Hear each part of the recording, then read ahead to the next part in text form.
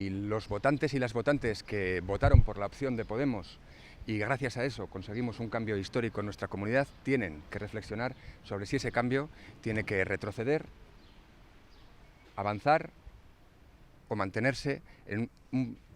perdón, voy a empezar otra vez. Sí. Estoy agotado y voy a intentar hacerlo lo mejor que pueda, ¿vale? No pasa nada. Sí, bien. Hola. Sí. Venga, Miquel, otra vez. Bueno, el día de mañana es el día más importante de la campaña en el que los votantes tienen que reflexionar sobre cuál va a ser su voto. Para nosotros es muy importante que los votantes y las votantes de Podemos, que nos apoyaron en 2015 y que gracias a ello conseguimos un cambio histórico en nuestra comunidad, decidan si ese cambio tiene que retroceder, mantenerse o avanzar. Hemos hecho una campaña otra vez sin pedir ni un duro a los bancos.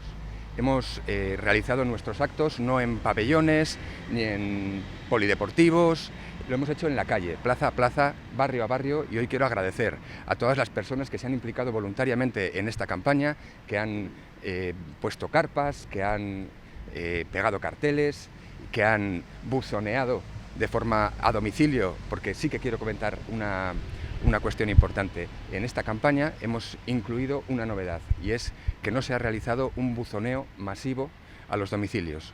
Lo hemos hecho a solicitud de los votantes. Por eso también quiero recordar a los votantes y a las votantes de Podemos que tendrán que seleccionar su papeleta en el colegio electoral.